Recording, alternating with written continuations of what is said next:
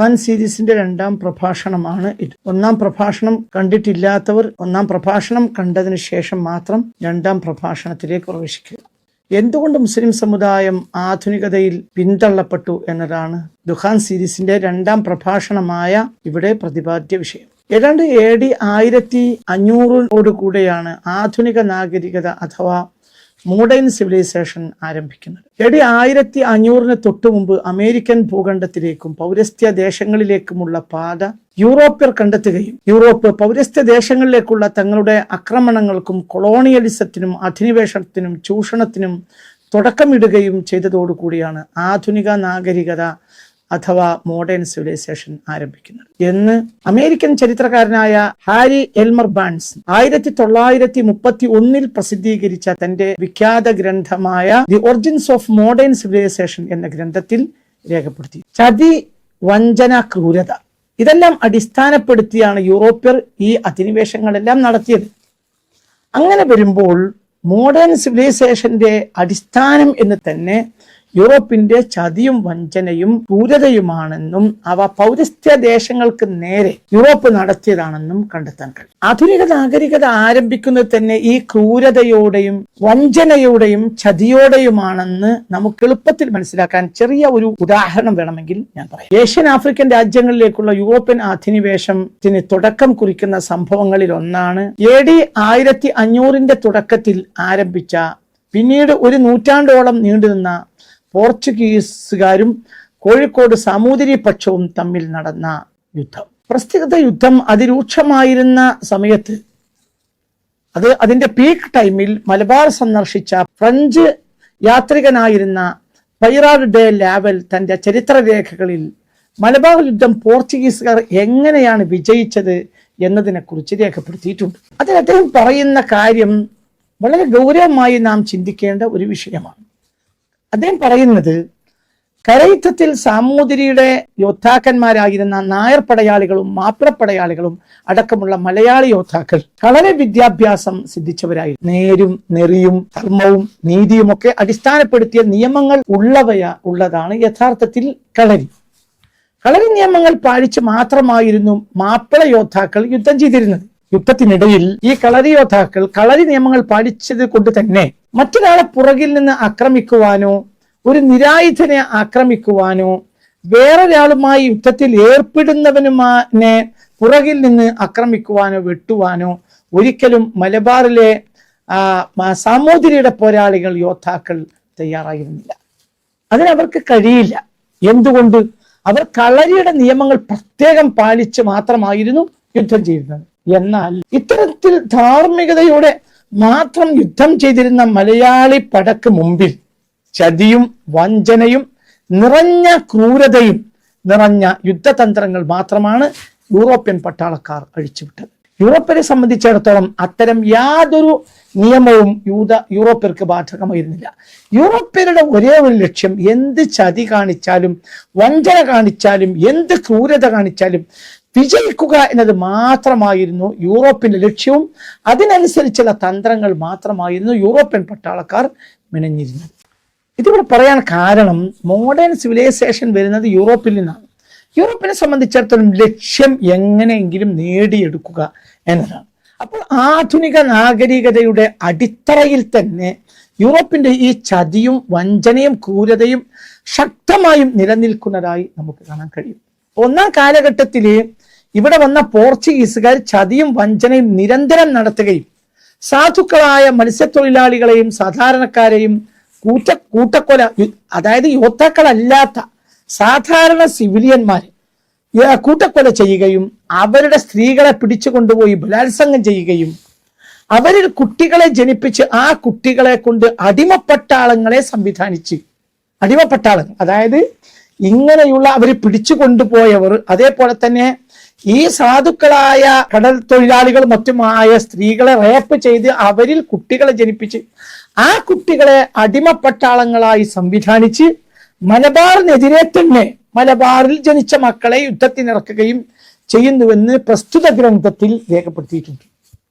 ഇത്തരത്തിലുള്ള സംഭവങ്ങളെ AD 16ാം നൂറ്റാണ്ടിൽ ജീവിച്ചിരുന്ന പ്രഗത്ഭ സൂഫിയായിരുന്ന സെൻദി മഖ്ദൂം തൻ്റെ ഗ്രന്ഥങ്ങളും രേഖപ്പെടുത്തിയതായി നമുക്ക് കാണാൻ കഴിയും. ധാരാളം സാക്ഷ്യപത്രങ്ങൾ ഈ ഗ്രന്ഥങ്ങളല്ലാതെ തന്നെ പിൽക്കാലഘട്ടത്തിൽ പല നിലക്കും എഴുതപ്പെട്ട രേഖകളും ഈ വിഷയത്തിൽ നമുക്ക് കണ്ടെത്താൻ കഴിയും. ഒരു മുക്കുവ പെൺകുട്ടിയുടെ ജീവൻ രക്ഷിക്കാനായി രക്തസാക്ഷിയായ, അതായത് ഒരു മുക്കുവ പെൺകുട്ടിയെ റേപ്പ് ചെയ്യാൻ വേണ്ടിയിട്ട് ഇവർ കടലിലേക്ക് പിടിച്ചുകൊണ്ടുപോയ, കപ്പലിൽ കൊണ്ടുപോയ ഒരു പെൺകുട്ടിയുടെ ജീവൻ രക്ഷിക്കാൻ വേണ്ടി രക്തസാക്ഷിയായ ഷഹീദ് കുഞ്ഞുമരക്കാരുടെ ചരിത്രം പൊന്നാനിയിലെയും വെളിയങ്കോട്ടെയും മത്സ്യത്തൊഴിലാളികൾ എന്ന് മാത്രമല്ല ഇന്ന് കേരളത്തിൽ പരക്കെ സുന്നി സൂഫി മുസ്ലിങ്ങൾക്കിടയിൽ ഇന്നും നിലനിൽക്കുന്ന ചരിത്രപരമായ ശകലങ്ങളാണ്. ഈ യുദ്ധത്തിൽ മാത്രമല്ല, കൊളോണിയൽ കാലഘട്ടത്തിൽ ആഫ്രിക്കയിലും പശ്ചിമേഷ്യയിലും സൗത്ത് ഈസ്റ്റ് ഏഷ്യയിലുമെല്ലാം യൂറോപ്യർ നടത്തിയ യുദ്ധം, വ്യാപാരം, മറ്റിടപാടുകൾ എന്നിവയിലെല്ലാം വഞ്ചനയും ക്രൂരതയും നിറഞ്ഞു നിൽക്കുന്നതായി നമുക്ക് കണ്ടെത്താൻ കഴിയും. അഥവാ മോഡേൺ സിവിലൈസേഷൻ യൂറോപ്പിൽ നിന്ന് പുറത്തു വരുന്നതോടുകൂടി അതിക്രൂരതയോടുകൂടിയാണ്. വഞ്ചന, ചതി, ക്രൂരത ഇതിൽ അധിഷ്ഠിതമായിട്ടാണ് യൂറോപ്പിൽ നിന്ന് മോഡേൺ സിവിലൈസേഷൻ പൗരസ്ത്യ രാജ്യങ്ങളിലേക്ക്, പ്രത്യേകിച്ച് ഏഷ്യൻ ആഫ്രിക്കൻ രാജ്യങ്ങളിലേക്ക് വരുന്നത് തന്നെ ചതിയുടെയും ക്രൂരതയുടെയും, അതായത് എങ്ങനെയെങ്കിലും ജയിക്കണം, നേടണം നേടിയെടുക്കണം, എല്ലാത്തിനെയും പിടിച്ചടക്കണം, എന്ത് ക്രൂരത കാണിച്ചും ചതി കാണിച്ചും വഞ്ചന കാണിച്ചും എല്ലാവരെയും തങ്ങളിലെ കൈപ്പിടിയിൽ ഒതുക്കണം എന്നുള്ള വളരെ നിഷ്കർഷമായ കൃത്യമായ താല്പര്യത്തിലും ലക്ഷ്യത്തിലുമാണ് യൂറോപ്പിൽ നിന്ന് മോഡേൺ സിവിലൈസേഷൻ 15ാം നൂറ്റാണ്ടിന്റെ തുടക്കത്തിൽ തന്നെ നമ്മുടെ രാജ്യങ്ങളിലേക്ക് കടന്നു കയറിയിട്ടുള്ളൂ. ഇത് നമ്മുടെ അക്കാലത്തെ പൗരസ്ത്യ ദേശങ്ങളിലെ നേതാക്കന്മാരെല്ലാം ഇത് നേരത്തെ മനസ്സിലാക്കി. അതായത് മോഡേൺ സിവിലൈസേഷൻ എന്നാൽ അത് ചതിയാണ്, മോഡേൺ സിവിലൈസേഷൻ എന്നാൽ അത് വഞ്ചനയാണ്, മോഡേൺ സിവിലൈസേഷൻ എന്നാൽ അത് ക്രൂരതയാണ് എന്ന് ഏഷ്യൻ ആഫ്രിക്കൻ രാജ്യങ്ങളിൽ അക്കാലത്ത് എഴുതപ്പെട്ട വലിയ വലിയ മഹത്തുക്കൾ, സൂഫികൾ, ചിന്തകന്മാർ, വിവിധ മതങ്ങളിൽപ്പെട്ട ഓർത്തഡോക്സ്, ക്രിസ്ത്യാനിറ്റി, മുസ്ലിം നേതാക്കന്മാർ, ഹൈന്ദവ നേതാക്കന്മാർ, അവരൊക്കെ എഴുത്തുകാർ, ചിന്തകന്മാർ, ചരിത്രകാരന്മാർ അവരെല്ലാം എഴുതിയ അവരുടെ രേഖകളിൽ കൃത്യമായി നമുക്ക് കണ്ടെത്താൻ കഴിയും. കൊട്ടാരത്തിൽ ശങ്കുണ്ണിയുടെ ഐതിഹ്യമാല അടക്കമുള്ള രേഖകളിൽ നമുക്ക് യൂറോപ്യന്മാർ കാണിച്ചിട്ടുള്ള ചതി, പുകയില വിൽക്കുക, പുകയിലക്കും മദ്യത്തിനും മയക്കുമരുന്നിനും അടിമപ്പെടുത്തുക, കറുപ്പ് വിൽക്കുക, നമുക്കറിയാമല്ലോ. ഓപ്പിയം വാർസ് എന്ന പേരിൽ ചൈനയിൽ അറിയപ്പെട്ട യുദ്ധങ്ങൾ ലോകത്തെ മുഴുവനും സുവിദിതമാണ്. അതായത് യൂറോപ്പ് ചൈനയെ അടിമപ്പെടുത്താൻ വേണ്ടി ചെയ്തെന്നാൽ ലോക ചരിത്രത്തെ ഒരാൾ ചെയ്യാത്തത്, അതായത് ഒരു ജനതയെ കറുപ്പ് തീറ്റിക്കുക, എന്നിട്ട് അവര് ലഹരിക്ക് അവരെ അടിമയാക്കുക, എന്നിട്ട് ആ രാജ്യം മെല്ലെ മെല്ലെ അവരുടേതാക്കുക. എങ്ങനെയാണ് അതൊക്കെ നമുക്ക് മനസ്സിലാക്കാൻ കഴിയുക? എങ്ങനെയാണ് ഒരു ജനത അതൊക്കെ ചെയ്യുക? അപ്പൊ ആ യൂറോപ്പിൽ നിന്ന് മോഡേൺ സിവിലൈസേഷൻ വന്നപ്പോൾ തന്നെ മോഡേൺ സിവിലൈസേഷനെ അറപ്പോടുകൂടെയാണ് പൗരസ്ത്യ നാഗരികതകളെല്ലാം മനസ്സിലാക്കിയിട്ടുള്ളത്. പൗരസ്ത്യ ജനത, പൗരസ്ത്യ ദേശത്തെ മതപണ്ഡിതന്മാർ, നേതാക്കന്മാർ, സൂഫിമാർ, വലിയ വലിയ സ്വാമികൾ, അവരെല്ലാം മറ്റേ ഓർത്തഡോക്സ് ക്രിസ്ത്യാനിറ്റിയിലെ നേതാക്കന്മാർ, അവരെല്ലാവരും അറപ്പോടെയും വെറുപ്പോടെയുമാണ് സത്യത്തിൽ മോഡേൺ സിവിലൈസേഷൻ മനസ്സിലാക്കിയത്. അത് കൃത്യമായും ക്രൂരതയാണ്, അത് ചതിയാണ്, അത് വഞ്ചനയാണ്, അതെങ്ങനെയെങ്കിലും നേടിയെടുക്കണമെന്ന ക്രൂര മനസ്സാണ് ആധുനിക നാഗരികതയുടെ പിന്നിൽ ഒളിഞ്ഞു കിടക്കുന്നത് എന്ന് മനസ്സിലാക്കിയത് കൊണ്ട് തന്നെ തികഞ്ഞ അറപ്പോടുകൂടി നമ്മുടെ പൗരസ്ഥരായ മുൻഗാമികൾ അത് മനസ്സിലാക്കിയെടുക്കുകയും പരമാവധി തങ്ങളും തങ്ങളുടെ ജനതയും മോഡേൺ സിവിലൈസേഷനിൽ നിന്ന്, ആധുനിക നാഗരികതയിൽ നിന്ന് പരമാവധി മാറി നിൽക്കണം എന്ന് അവർ ശഠിക്കുകയും ചെയ്തിട്ടുണ്ട്. ആ ശഠിക്കൽ, ആ മനസ്സിലാക്കൽ, ആ ഉൾക്കൊള്ളൽ നൂറ്റാണ്ടുകളോളം പൗരസ്ത്യ ദേശങ്ങളിൽ വിവിധ മതങ്ങൾ, ധാർമ്മിക മൂല്യങ്ങളുള്ള, സംസ്കാരമുള്ള, പൗരസ്ത്യ നാഗരികതകളെ, പൗരസ്ത്യ മൂല്യങ്ങളെ സൂക്ഷിക്കുന്ന എല്ലാ മതവിഭാഗങ്ങളിലും നൂറ്റാണ്ടുകൾ നിലനിന്നതായി നമുക്ക് കണ്ടെത്താൻ കഴിയും. അതിന് ചെറിയൊരു വ്യത്യാസം വരുന്നത് 20ാം നൂറ്റാണ്ടോടുകൂടി മാത്രമാണ്. അതിനു മുമ്പ് എല്ലാ നിലക്കും മോഡേൺ സിവിലൈസേഷനിൽ നിന്ന് മാറി നിൽക്കുക എന്ന ഒരു കൃത്യമായ ഉറപ്പും ധാരണയും അങ്ങനെയുള്ള പഠനങ്ങളും അങ്ങനെയുള്ള രീതികളും കിഴക്കൻ രാജ്യങ്ങളിൽ ഉണ്ടായിരുന്നു, കിഴക്കുള്ള മതസമൂഹങ്ങളിൽ ഉണ്ടായിരുന്നു എന്ന് നമുക്ക് എൻ്റെ തന്നെ ഗ്രന്ഥമായ തിരുദൂതർ നിയോഗം എന്ന പുസ്തകം ഇത്തരുണത്തിൽ വായിക്കപ്പെടേണ്ട പ്രധാനപ്പെട്ട ഗ്രന്ഥങ്ങളിൽ ഒന്നാണ്.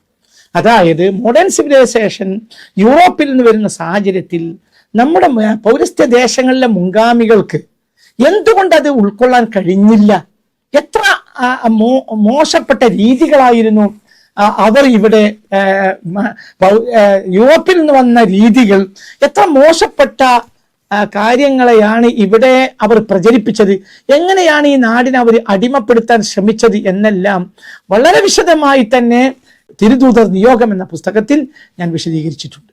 യൂറോപ്പിന്റെ ലക്ഷ്യം പൗരസ്ത്യ ദേശങ്ങളെ എങ്ങനെയെങ്കിലും കൊള്ളയടിക്കുക, പിന്നെ യൂറോപ്പിന്റെ അവിശുദ്ധമായ പൈശാചിക താല്പര്യങ്ങളെ ഈ ധാർമ്മികമായ സമൂഹങ്ങളുടെ മേൽ അടിച്ചേൽപ്പിക്കുക, സാംസ്കാരികമായി പൗരസ്ത്യ ദേശങ്ങളെ നശിപ്പിക്കുക, അവരുടെ സമ്പത്ത് കൈക്കലാക്കുക എന്നതായിരുന്നു. നൂറ്റാണ്ടുകൾ യൂറോപ്പ് അത് തന്നെ, കോളനൈസേഷൻ കാലഘട്ടത്തിൽ പൂർണ്ണമായും അവർ അത് തന്നെയാണ് ചെയ്തത്. അതായത് യൂറോപ്പിനെ സംബന്ധിച്ചിടത്തോളം യൂറോപ്പ് കോളനിവൽക്കരണവുമായി വരുന്ന സാഹചര്യത്തിൽ അവർ വളരെ ദരിദ്ര രാജ്യങ്ങളായിരുന്നു.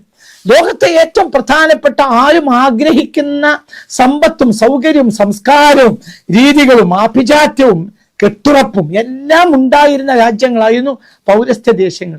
ആ പൗരസ്ത്യ ദേശങ്ങളെ അവർ കൊള്ളയടിച്ചു. ആ കൊള്ളയടിച്ചു കൊണ്ടുപോയി പൗരസ്ത്യ ദേശങ്ങളെ മുഴുവനും കീഴടക്കി അധിനിവേശവും ചൂഷണവും ആരംഭിച്ച യൂറോപ്പ് ആവശ്യത്തിലധികം അസംസ്കൃത വസ്തുക്കൾ പൗരസ്ത്യ ദേശങ്ങളിൽ നിന്ന് യൂറോപ്പിലേക്ക് കടത്തിക്കൊണ്ടുപോയപ്പോൾ അവയെ ഉൽപ്പന്നങ്ങളാക്കി മാറ്റുവാൻ യന്ത്രവൽക്കരണം വേണ്ടി വന്നു. നമ്മളിപ്പോ നമ്മളെ സംബന്ധിച്ചിടത്തോളം യന്ത്രവൽക്കരണം കൊണ്ടുവന്ന വികസനങ്ങളെയൊക്കെ നമ്മൾ പറയുമ്പോൾ എങ്ങനെയാണ് യന്ത്രവൽക്കരണം വേണ്ടി വന്നത് എന്നത് നമ്മൾ ഇപ്പോൾ ചിന്തിക്കാത്തൊരു കാര്യമാണ്.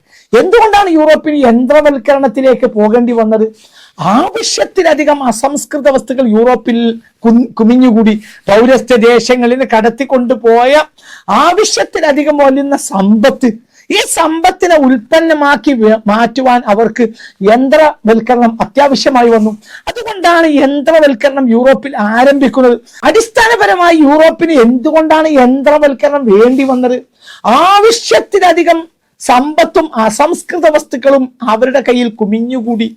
അതുകൊണ്ട് വ്യക്തികൾക്ക് അവരുടെ ഒരു ഹ്യൂമൻ എനർജി മാത്രം ചെലവഴിച്ച് ഉൽപ്പന്നങ്ങളാക്കി മാറ്റാൻ കഴിയുന്നതിലധികം സാധനങ്ങൾ അവർക്ക് പൗരസ്ത്യ ദേശങ്ങളിൽ നിന്ന് കൊള്ളയടിച്ച് ചൂഷണത്തിലൂടെയും ക്രൂരതയിലൂടെയും ലഭ്യമായപ്പോൾ ആ ലഭ്യമായ അസംസ്കൃത വസ്തുക്കളെ ഉൽപ്പന്നങ്ങളാക്കി മാറ്റുവാൻ വേണ്ടി മാത്രമാണ് യന്ത്രവൽക്കരണം യൂറോപ്പിൽ ആരംഭിക്കുന്നത്. അപ്പൊ മോഡേൺ സിവിലൈസേഷന്റെ ഏറ്റവും വലിയ നേട്ടമായി ഇന്ന് നമ്മൾ കാണുന്ന യന്ത്രവൽക്കരണം, ഈ യന്ത്രവൽക്കരണത്തിന്റെ അടിസ്ഥാനം പോലും ചൂഷണമാണ്, അതിന്റെ അടിസ്ഥാനം പോലും ക്രൂരതയാണ്, അതിന്റെ അടിസ്ഥാനം പോലും മനുഷ്യത്വ ഇല്ലായ്മയാണ്. യഥാർത്ഥത്തിൽ ഈ ചൂഷണത്തിനാൽ ഉണ്ടായിത്തീർന്ന ഉൽപ്പന്നങ്ങൾ, യന്ത്രവൽക്കരണം, അതിനാൽ കുമിഞ്ഞുകൂടിയ ഉൽപ്പന്നങ്ങൾ, ആ ഉൽപ്പന്നങ്ങളെ പൗരസ്ത്യ രാജ്യങ്ങളിലെ മാർക്കറ്റുകളാക്കി മറ്റൊരു ചൂഷണത്തിന് തുടക്കമിടുകയാണ് സത്യത്തിൽ ഇൻഡസ്ട്രിയൽ റെവല്യൂഷൻ അഥവാ വ്യവസായ വിപ്ലവം 18ാം നൂറ്റാണ്ടിൽ ആരംഭിക്കുന്നത്. നമ്മൾ ഇന്ന് സ്കൂളുകളിലൊക്കെ പഠിപ്പിക്കുന്ന യൂറോപ്പിന്റെ വ്യവസായ വിപ്ലവം വലിയ മഹത്തായ ഒരു കാര്യമാണെന്നാണ്. അതൊക്കെ നമ്മുടെ ചരിത്രകാരന്മാർക്ക് ബോധം ഇല്ലാതെ വന്നുപോയതാണ്. സത്യത്തിൽ വ്യവസായ വിപ്ലവം എന്ന് പറഞ്ഞാൽ ചൂഷണമാണ്. ആരുടെ ചൂഷണം? യൂറോപ്പിന്റെ ചൂഷണം.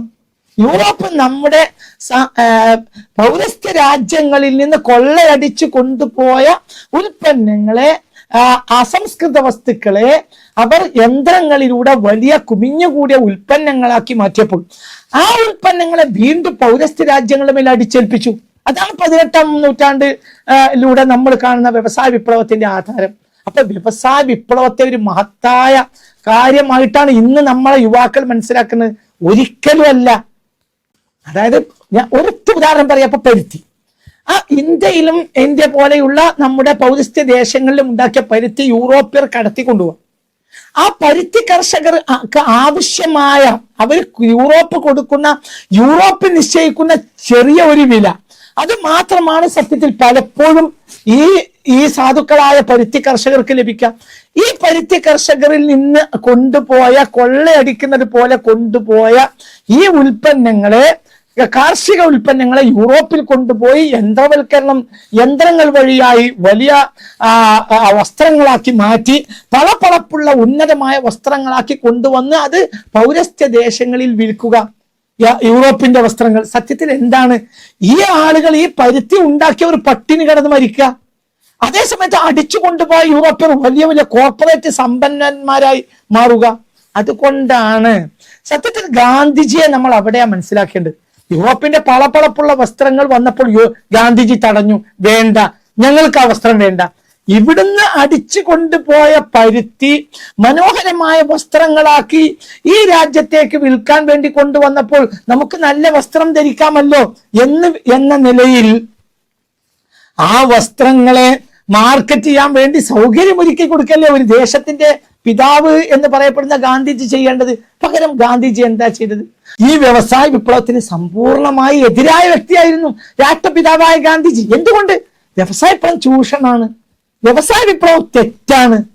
വ്യവസായ വിപ്ലവം എന്ന് പറയുന്നത് മറ്റൊരുത്തന്റെ ചോരയെ ഊറ്റി കുടിച്ചിട്ട് അതിൽ നിന്ന് വളരലാണ്. അതുകൊണ്ട് ഇന്ത്യക്കാരോട് ഗാന്ധിജി എന്ത് പറഞ്ഞു? നമ്മൾ ഒരിക്കലും നമ്മിൽ നിന്ന് കടത്തിക്കൊണ്ടുപോയ വസ്ത്രങ്ങളാണ്, അസംസ്കൃത വസ്തുക്കളാണത്. അത് പളപള മിന്നുന്ന വസ്ത്രങ്ങളാക്കി യന്ത്രങ്ങളിലൂടെ നമ്മളെ അവർ ഒരിക്കൽ അടിച്ചുകൊണ്ടുപോയി വീണ്ടും വലിയ വില ചുമത്തി നമ്മളെ മേൽ വിൽക്കുകയാണ്. അതുകൊണ്ട് നമുക്ക് ആ വസ്ത്രം വേണ്ട. നമ്മൾ അടിസ്ഥാന പരുത്തി ചർക്കയിലിട്ട് നൂല് നൂറ്റി അതിൽ നിന്നുണ്ടാകുന്ന വസ്ത്രം മാത്രം ഇന്ത്യക്കാരൻ ഉപയോഗിച്ചാൽ മതി. അവരുടെ വസ്ത്രം നമുക്ക് വേണ്ട. നിങ്ങൾ നോക്കൂ, ഇത് ഗൗരവമായി നമ്മൾ മനസ്സിലാക്കണം. സത്യത്തിൽ നമ്മൾ ഈ പുറകോട്ട യാത്ര ചെയ്ത് ഗാന്ധിജിക്ക് ശേഷം ഈ യൂറോപ്യൻ വിപ്ലവത്തിനെ തന്റെ മനക്കരുത്ത് കൊണ്ട് തടഞ്ഞു നിർത്തിയ മഹാനായ മഹാത്മജിക്ക് ശേഷം നാം ഇന്ത്യക്കാർ എത്ര പുറകോട്ട പോയത്. ഇത് നമ്മൾ മനസ്സിലാക്കേണ്ട ഒരു പ്രധാനപ്പെട്ട കാര്യം, ആധുനിക യുഗത്തിലെ, ആധുനിക നാഗരികതയിലെ, മോഡേൺ സിവിലൈസേഷനിലെ സകല വ്യവസ്ഥിതികളും സകല അടിസ്ഥാന ഉൽപ്പന്നങ്ങൾ, അതായത് മോഡേൺ സിവിലൈസേഷൻ നമ്മളെ മേൽ കൊണ്ടുവന്ന വ്യവസ്ഥിതികൾ, അതെന്ത് തന്നെയായാലും, അത് വസ്ത്രമായാലും അതെന്തായാലും, അതെല്ലാം ചൂഷണവും ക്രൂരതയും ചതിയും വഞ്ചനയും മാത്രം അടിസ്ഥാനപ്പെടുത്തിയ പാശ്ചാത്യ സംസ്കാരങ്ങളുടെ ഉൽപ്പന്നങ്ങൾ മാത്രമാണ് എന്നാണ്. നവലോകക്രമത്തിലെ വിദ്യാഭ്യാസം, ശാസ്ത്ര സാങ്കേതിക വിദ്യ, ഉൽപാദനം, വ്യവസായം, ആരോഗ്യം, വിനോദം, വാർത്താവിനിമയം, കച്ചവടം തുടങ്ങിയതെല്ലാം സർവമേഖലയും അധാർമികതയും പൈശാചികതയും ചൂഷണവും ക്രൂരതയും മാത്രം അടിസ്ഥാനപ്പെടുത്തിയതും ആരെയും കൊന്നും ആരുടെ ചോര ഊറ്റിക്കുടിച്ചും നേടണമെന്ന യൂറോപ്യൻ മനസ്സിൽ നിന്ന് ഉണ്ടായവയുമാണ്. അതായത് ആധുനിക വിദ്യാഭ്യാസം, അതിന്റെ അടിസ്ഥാനം എന്താ? യൂറോപ്പ്. എന്താ ഇതിന്റെ താല്പര്യം? ചൂഷണം. ആധുനിക മോഡേൺ മെഡിസിൻ, എന്താ ഇതിന്റെ താല്പര്യം? 100% യൂറോപ്പിലെ താല്പര്യം എന്താ? ചൂഷണം. അല്ലാതെ എന്താ മോഡേൺ മെഡിസിന്റെ ലക്ഷ്യം? എന്താണ് മോഡേൺ മെഡിസിൻ? നമ്മുടെ രാജ്യങ്ങളിലെല്ലാം ഈ കാലഘട്ടത്തിലൂടെയാണ് 19-20 നൂറ്റാണ്ടുകളിലൂടെയാണ്, പ്രത്യേകിച്ച് പറഞ്ഞാൽ 20-ാം നൂറ്റാണ്ടിലൂടെയാണ് മോഡേൺ മെഡിസിന്റെ വ്യാപനം പൗരസ്ത്യ രാജ്യങ്ങളാണ്, ഇന്ത്യ അടക്കമുള്ള പൗരസ്ത്യ രാജ്യങ്ങളിൽ ഉണ്ടാവും. അത് ആ കാലഘട്ടത്തിൽ നമ്മുടെ മുൻഗാമികളായ ആളുകൾ നിരാകരിച്ചു. അത് വേണ്ട, മരിച്ചാൽ മരിച്ചോട്ടെ. ഉദാഹരണം പറയാം, ഇപ്പൊ മോഡേൺ മെഡിസിൻ എന്ന് പറയുമ്പോൾ ഇന്ന് നമ്മൾ മോഡേൺ മെഡിസിൻ കൊണ്ടുവന്നത് നമുക്ക് ആയുസ് കൂട്ടി, ഇതൊക്കെ നമ്മളെ പ്രഭാഷണങ്ങളാണ്. മോഡേൺ മെഡിസിൻ നമ്മൾ രോഗമില്ലാതെയാക്കി, മോഡേൺ മെഡിസിൻ നമ്മുടെ ആയുസ് വർദ്ധിപ്പിച്ചു എന്നൊക്കെയാണ് ഇന്ന് നമ്മുടെ പ്രഭാഷകരും എഴുത്തുകാരും പറയുന്നത്. ഇനിയിപ്പോൾ ആളുകൾ മരിച്ചു തീരെയായിരുന്നു അങ്ങനെ. പക്ഷെ അതേ സമയത്ത് നമ്മുടെ മുൻഗാമികൾ, വലിയ മഹാന്മാരായ മുൻഗാമികൾ, നമുക്ക് മുമ്പ് കടന്നുപോയവർ, വലിയ വലിയ ചിന്തകന്മാർ, ലോകം കണ്ട മഹാപ്രതിഭകൾ, അവർ മോഡേൺ മെഡിസിനെ നിരാകരിച്ചത് നമുക്ക് കാണാൻ കഴിയും. എന്തുകൊണ്ട്? മോഡേൺ മെഡിസിന്റെ അടിസ്ഥാനം ചൂഷണമാണ്. അതിന്റെ അടിസ്ഥാനം, മോഡേൺ മെഡിസിന്റെ അടിസ്ഥാനം ക്രൂരതയാണ്. അത് ഉൾക്കൊള്ളാൻ അത്തരം ആളുകൾക്ക് കഴിയില്ല. വേണമെങ്കിൽ ആ ഉദാഹരണം പറയാം. നമ്മുടെ രാഷ്ട്രപിതാവായ മഹാനായ മഹാത്മജി തന്റെ ഭാര്യ ന്യൂമോണിയ ബാധിച്ച് 1944 മരണത്തോട് മല്ലിടും.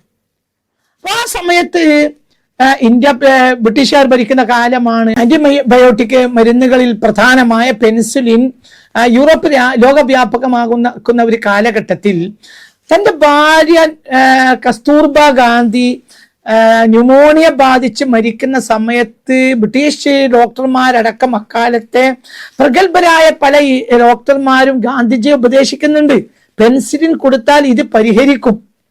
അത് മോഡേൺ മെഡിസിന്റെ കയ്യിൽ ഏറ്റവും പ്രധാനമായി ഉണ്ട്. ഈ സമയത്ത് ഗാന്ധിജി ഒരിക്കലും അതിന് സമ്മതിക്കുന്നില്ല. എന്റെ ഭാര്യക്ക് ന്യൂമോണിയ, തന്റെ ഭാര്യ, അതായത് ഇന്ത്യ കണ്ട ഏറ്റവും മഹാനായ 20-ാം നൂറ്റാണ്ട് കണ്ട ഏറ്റവും ഇന്ത്യൻ ജനാധിപത്യത്തിന്റെയും ധാർമ്മികതയുടെയും നൈതികതയുടെയും പിതാവായി 20-ാം നൂറ്റാണ്ടിൽ അറിയപ്പെടുന്ന ഗാന്ധിജി സ്വന്തം ഭാര്യയെ ന്യൂമോണിയ ബാധിച്ച് മരണത്തിന് വിട്ടുകൊടുക്കുക. ഇംഗ്ലീഷ് ചരിത്രകാരന്മാരടക്കം ധാരാളം ചരിത്രകാരന്മാർ കസ്തൂർബ ഗാന്ധിയുടെ മരണത്തിന്റെ പിന്നിൽ ഗാന്ധിജിയുടെ ചില കടുംപിടുത്തമാണ്, ഗാന്ധിജിയാണ് കസ്തൂർബയെ കൊന്നത് എന്ന് ആരോപിച്ചിട്ടുണ്ട്. സത്യത്തിൽ എന്താ സംഭവിച്ചത്? എന്റെ ഭാര്യയോട് വലിയ ഇഷ്ടമുള്ള ആളായിരുന്നു ഗാന്ധിജി എന്ന് അദ്ദേഹം തന്റെ സത്യാന്വേഷണ പരീക്ഷകളിലൊക്കെ ഭാര്യയുമായുള്ള തന്റെ സ്നേഹബന്ധത്തെ കുറിച്ച് അതിമനോഹരമായി വിശദീകരിക്കുന്നുണ്ട്. തന്റെ ജീവിതത്തിന്റെ നല്ല പാതിയായ ഭാര്യയോട് വല്ലാത്തൊരു ഇഷ്ടവും ബന്ധമൊക്കെയുള്ള ഗാന്ധിജി ഒരിക്കലും ആന്റിബയോട്ടിക് മരുന്നായ മോഡേൺ മെഡിസിന്റെ ഉൽപ്പന്നമായ പെൻസിലിൻ കൊടുക്കാൻ സമ്മതിക്കുന്നേ ഇല്ല. എന്തുകൊണ്ട്? അത് യൂറോപ്പിന്റെ മരുന്നാണ്. യൂറോപ്പിന്റെ എല്ലാത്തിന്റെ പിന്നിലും, അത് മോഡേൺ ടെക്നോളജി ആയാലും മോഡേൺ മെഡിസിൻ ആയാലും മോഡേൺ എഡ്യൂക്കേഷൻ ആയാലും, അതിൻ്റെ ഒക്കെ പിന്നിൽ ചൂഷണവും ക്രൂരതയും മാത്രമാണുള്ളത്. അന്യന്റെ ചോര ഊറ്റിക്കുടിച്ച് നേടുക എന്ന താല്പര്യം മാത്രമാണുള്ളത്. അതെന്റെ ഭാര്യക്ക് വേണ്ട, മരിക്കുകയാണെങ്കിൽ മരിച്ചോട്ടെ. അവർ ന്യൂമോണിയ ബാധിച്ചു തന്നെ മരിച്ചു. എന്റെ ഈ പുസ്തകത്തിൽ, സാത്താന്റെ നവലോകക്രമം എന്ന പുസ്തകത്തിൽ, അതിന്റെ 136-ാമത്തെ പേജിൽ ഇത് ഞാൻ വിശദീകരിച്ചിട്ടുണ്ട്. ഇത് വളരെ ഗൗരവമായി നമ്മൾ മനസ്സിലാക്കേണ്ട ഒരു ചരിത്രമാണ്.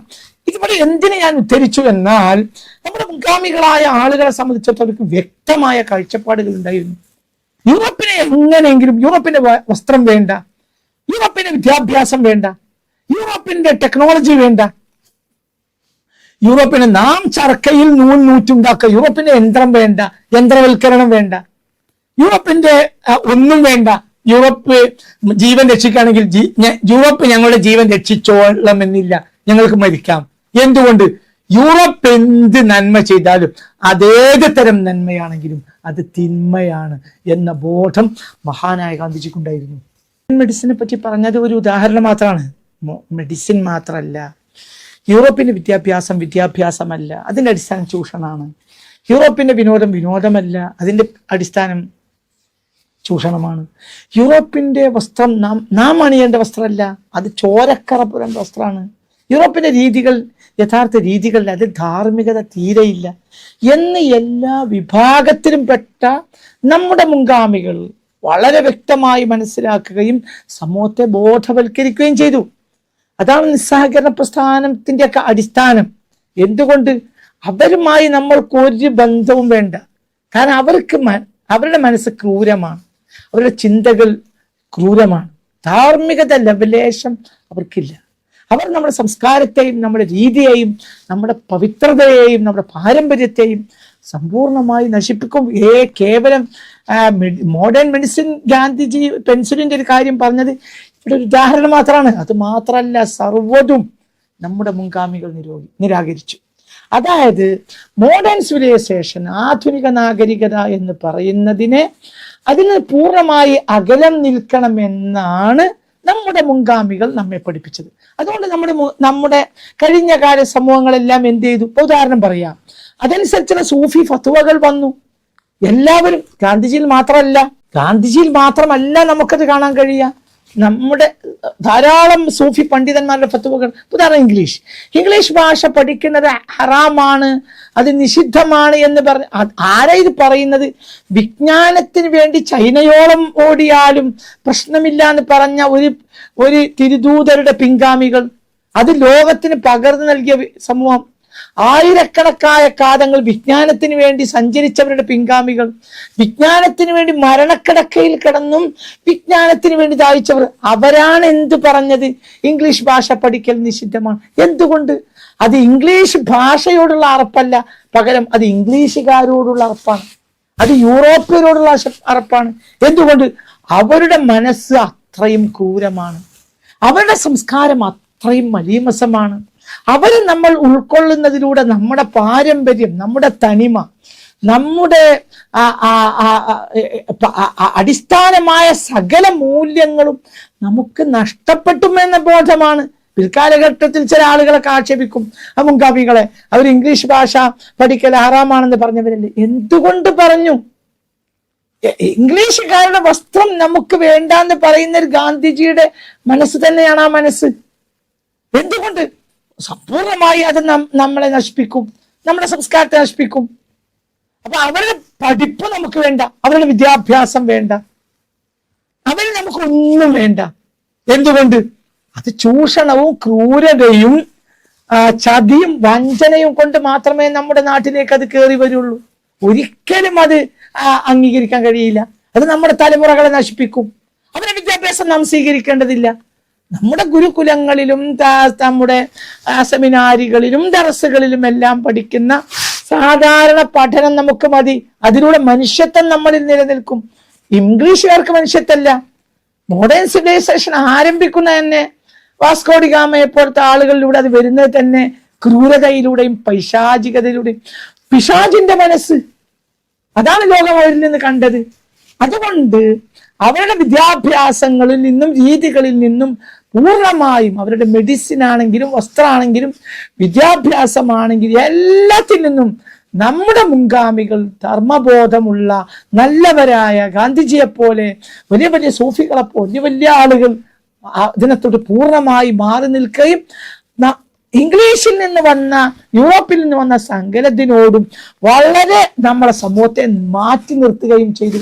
അതാണ് സത്യത്തിൽ പൗരസ്ത്യ ദേശങ്ങളിലെ ധാർമ്മിക ബോധമുള്ള സമൂഹങ്ങളെല്ലാം സത്യത്തിൽ മോഡേൺ സിവിലൈസേഷനിൽ നിന്നും ആധുനിക നാഗരികതകളിൽ നിന്നും ആധുനിക വിദ്യാഭ്യാസ രീതികളിൽ നിന്നൊക്കെ വളരെ പുറകോട്ട് പോകാനുള്ള അടിസ്ഥാന കാരണം. അതിലേറ്റവും പുറകോട്ട് പോയത് മുസ്ലിങ്ങളാണ്. എന്തുകൊണ്ട്? മുസ്ലിങ്ങൾ കൃത്യമായി സൂഫി പണ്ഡിതന്മാരെ ചാണിന് ചാണായി പിൻപറ്റുന്ന ജനതയാണ്. അവര് സൂഫി പണ്ഡിതന്മാരോ ജനങ്ങൾക്ക് വേണ്ടത് എന്തിനേക്കാളും വേണ്ടത് മനുഷ്യത്വമാണ്, നീതിയാണ്, സത്യമാണ്. ഒരാളെയും ചതിക്കരുത്, ഒരാളെയും വഞ്ചിക്കരുത്, ഒരാളെ ക്രൂരത കാട്ടരുത്, ഒരാളെയും ധർമ്മവിരുദ്ധമായി ഇടപെടരുത്, ഉദാഹരണം യുദ്ധക്കളത്തിൽ പോലും പിന്നിൽ നിന്ന് വെട്ടരുത്. ഇതാണല്ലോ കളരി അഭ്യാസത്തിന്റെ നിയമങ്ങൾ. കളരി എന്നത് സത്യത്തിൽ ഇന്ത്യൻ പാരമ്പര്യമാണ്. അതിൽ ജാതി മതം ഒന്നുമില്ല. ജാതി മതങ്ങൾക്ക് അതീതമായ ഒരു ഇന്ത്യൻ മനസ്സാണ് സത്യത്തിൽ കളരി. പക്ഷെ അവിടെ നിയമങ്ങൾ കർശനാണ്. ഇതൊന്നും യൂറോപ്യർക്ക് ബാധകമല്ല. അപ്പൊ യൂറോപ്യരെ മുഴുവനും നിരാകരിച്ചു. അതിൽ ചാണിന് ചാണായി നിരാകരിച്ച ഒരു ജനതയായിരുന്നു മുസ്ലിമീങ്ങൾ. അതുകൊണ്ട് എന്തുകൊണ്ട് സൂഫികൾ അപ്പടി പിൻപറ്റി. അവർ ഇംഗ്ലീഷ് പഠിച്ചില്ല, മോഡേൺ എഡ്യൂക്കേഷനിലേക്ക് മക്കളെ പറഞ്ഞയച്ചില്ല പൂർണ്ണമായി. നമ്മൾ ഇതൊക്കെ സത്യത്തിൽ എന്താണ്? നമ്മൾ പുറകോട്ട് പോയതല്ല, നമ്മൾ പുറകോട്ട് നിന്നതാണ്. ഈ കാലഘട്ടത്തിൽ നമ്മൾ ആരാന്റെ വിറക് വെട്ടികളും വെള്ളം കോരികളുമായി ഒന്നിനും കൊള്ളാത്തവരായി നമ്മളെ മുസ്ലിം സമുദായം തകർന്നു പോയി എന്ന് പറഞ്ഞ പ്രഭാഷണങ്ങൾ ഈ 950-കൾക്ക് ശേഷം ഉണ്ടായിട്ടുണ്ട്. അവർക്ക് സത്യത്തിൽ വെളിച്ചമില്ലാത്ത മനസ്സുകളാണ് അത്തരം പ്രഭാഷണങ്ങൾ നടത്തിയത്. അതായത് ആരാന്റെ വിറക് വെട്ടികളും വെള്ളം കോരികളും ആവുന്നതിന് പകരം നിങ്ങൾ മോഡേൺ എഡ്യൂക്കേഷൻ അഭ്യസിക്കൂ, നിങ്ങൾ ഇംഗ്ലീഷ് വിദ്യാഭ്യാസത്തിലേക്ക് എടുത്തു ചാടൂ എന്നൊക്കെ പറഞ്ഞ ചില നേതാക്കന്മാർ നമ്മുടെ ഇടയിൽ ഉണ്ടായിട്ടുണ്ട്. അവർ ഹൃദയത്തിന് വെളിച്ചമില്ലാത്തവരായിരുന്നു. അവർക്ക് കാര്യങ്ങൾ വസ്തുതകൾ അറിയാൻ. എന്തുകൊണ്ട്? നമ്മൾ പുറകോട്ട് പോയതല്ല, നമ്മൾ പുറകോട്ട് നിന്നതാണ്. അത് മനസ്സിലാക്കാൻ പലർക്കും കഴിഞ്ഞില്ല. പലരും അതിനുണ്ട്. ഞാൻ പേരിപ്പോ എടുത്തു പറയുന്നില്ല.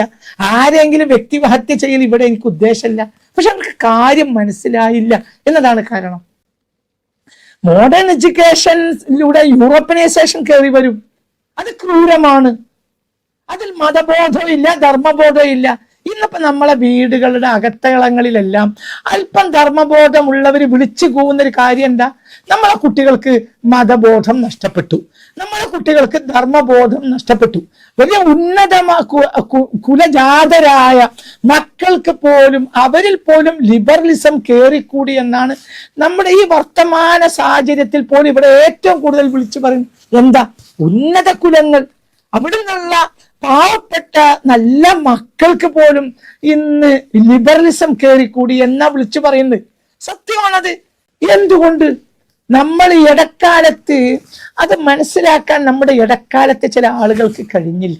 നമ്മൾ പുറകോട്ട് പോയി എന്നാണ് മനസ്സിലാക്കിയത്. CH പോലത്തെ ചില ആളുകളൊക്കെ ഈ വിഷയത്തിൽ ഹൃദയത്തിന് വെളിച്ചം കിട്ടാത്ത ഇത് കൊണ്ട് വന്ന അബദ്ധമായിരിക്കാം എന്നാണ് ഞാൻ മനസ്സിലാക്കുന്നത്. അതായത് നമ്മൾ പുറകോട്ട് പോയതാണെന്ന് CH പോലെയുള്ള ചില ആളുകൾ അന്ന് തെറ്റിദ്ധരിച്ചു പോയതാണ്. നമ്മൾ പുറകോട്ട് പോയതല്ല, നമ്മൾ പുറകോട്ട് നിന്നതാണ്. അതായത് ഇംഗ്ലീഷുകാരുടെ വേഷം വേണ്ട, ഭാഷ വേണ്ട, വസ്ത്രം വേണ്ട എന്ന് പറയും പോലെയാണ് അവരുടെ മെഡിസിൻ വേണ്ട എന്ന് പറയുന്നത് പോലെ തന്നെയാണ് അവരുടെ വിദ്യാഭ്യാസവും വേണ്ട. വിദ്യാഭ്യാസം കടന്നുകൂടിയാലോ നമ്മളല്ലാതെയാവും, നമ്മൾ ക്രൂരന്മാരാവും, നമ്മൾ ചൂഷകന്മാരാവും, നമ്മൾ ചതിയന്മാരാവും, നമ്മൾ ദൈവത്തിന് വിരുദ്ധരാവും, ധർമ്മബോധത്തിന് വിരുദ്ധരാവും, മതത്തിന് വിരുദ്ധരാവും, പള്ളിക്ക് വിരുദ്ധരാവും, ധർമ്മ സംസ്ഥാപനങ്ങൾക്ക് വിരുദ്ധരാവും. പരസ്പരം നമുക്ക് തിരിച്ചറിയാൻ കഴിയൂല. ഇന്നിപ്പോ നമുക്ക് തിരിച്ചറിയാൻ കഴിയില്ല. എന്തുകൊണ്ടാണ് നമ്മുടെ നാട്ടിൽ വർഗീയത വളരുന്നത്? തിരിച്ചറിയാൻ കഴിയായ്മ. എന്നാൽ മോഡേൺ എഡ്യൂക്കേഷൻ എന്ത് കുറവാ നമുക്കുള്ളത്? മോഡേൺ ടെക്നോളജി ഉപയോഗിക്കുന്നവരിൽ ഇംഗ്ലീഷുകാരെ പോലെ തന്നെയല്ലേ നമ്മളും? മോഡേൺ മെഡിസിൻ ഉപയോഗിക്കുന്നവരിൽ ആരെക്കാൾ നമ്മൾ എന്തുകൊണ്ടാണ് ഈ മോഡേൺ മെഡിസിനും മോഡേൺ എഡ്യൂക്കേഷനും മോഡേൺ ടെക്നോളജിയും മോഡേൺ വിനോദവും മോഡേൺ രീതികളും നമ്മളിൽ സാർവത്രികമായ കാലത്ത് നമ്മളിൽ എന്താ ഇപ്പൊ വളരുന്നത്? ക്രൂരത. അടുത്ത ഹിന്ദുവിനോട് നമുക്ക് ഇഷ്ടമല്ല, ഹിന്ദുവിന് അടുത്ത മുസ്ലിമിന് ഇഷ്ടമല്ല. ഒരു കാലം ഉണ്ടായിരുന്നു അവന് ഹിന്ദുവാണ് എന്ന് നമുക്ക് അറിയില്ല, അവനൊരു മനുഷ്യനാണ്. ഇവൻ മുസ്ലിമാണ് എന്ന നിലക്ക് അവൻ നമ്മൾ ഹിന്ദു വായിച്ചില്ല, അവനൊരു മനുഷ്യനാണ്. പിന്നെ നമ്മൾ എന്ത് ചെയ്തു? അങ്ങനെയാണ് 20-ാം നൂറ്റാണ്ടിന്റെ തുടക്കം വരെയും, ഒരു നിലക്ക് പറഞ്ഞാൽ 20-ാം നൂറ്റാണ്ടിന്റെ മധ്യം വരെയും ആ ഒരു ധർമ്മത്തിന്റെ കൃത്യത വരുത്തി തീർക്കാൻ നിലനിൽക്കാൻ നമ്മുടെ മുൻഗാമികൾക്ക് കഴിഞ്ഞിട്ടുണ്ട്. പക്ഷെ അതിനുശേഷം വരുന്നവർക്ക് കഴിഞ്ഞില്ല. അതില് സത്യത്തിൽ നമ്മുടെ സംസ്കാരത്തെയും നമ്മുടെ ധർമ്മത്തെയും വേണ്ടത്ര മനസ്സിലാക്കാൻ കഴിയാത്ത, ഞാൻ CH ആത്മാർത്ഥതയില്ല, CH പോലെയുള്ള ആളുകൾക്ക് ആത്മാർത്ഥത ഉണ്ടായിരുന്നില്ല എന്നല്ല പറഞ്ഞത്, അവർക്ക് ഹൃദയത്തിന് വെളിച്ചം കിട്ടിയില്ല. നമ്മൾ പുറകോട്ട് പോയതാണെന്ന് അത്തരം ആളുകൾ തെറ്റിദ്ധരിച്ചു. ഞാൻ അവരെ ആക്ഷേപിക്കുന്ന എന്റെ ഉദ്ദേശം അല്ല കേട്ടോ, അങ്ങനെ മനസ്സിലാക്കരുത്. അത്തരം ആളുകൾ നമ്മുടെ ഇടക്കാലത്ത് വന്ന പ്രഭാഷകരും എഴുത്തുകാരും ചിന്തകന്മാരും ഒക്കെ നമ്മൾ പുറകോട്ട് പോയി പുറകോട്ട് പോയതല്ല, നമ്മൾ പുറകോട്ട് കരുതി കൂട്ടി നിന്നു. എന്തുകൊണ്ട്? നമ്മൾക്ക് മതം വേണം, ധർമ്മം വേണം, നീതി വേണം, സത്യം വേണം. അതുകൊണ്ട് നമ്മൾ ഈ മനുഷ്യനെ അറിയുക എന്നതാണ് അറിവ്. ഏറ്റവും വലിയ അറിവ് മനുഷ്യനെ അറിയലാണ്. ഈ പ്രപഞ്ചത്തിലെ കോടാനക്കോടി ജീവവർഗങ്ങളിൽ അവയൊക്കെ സംരക്ഷിക്കേണ്ട ഉത്തരവാദിത്തമുള്ളവനാണ് മനുഷ്യൻ.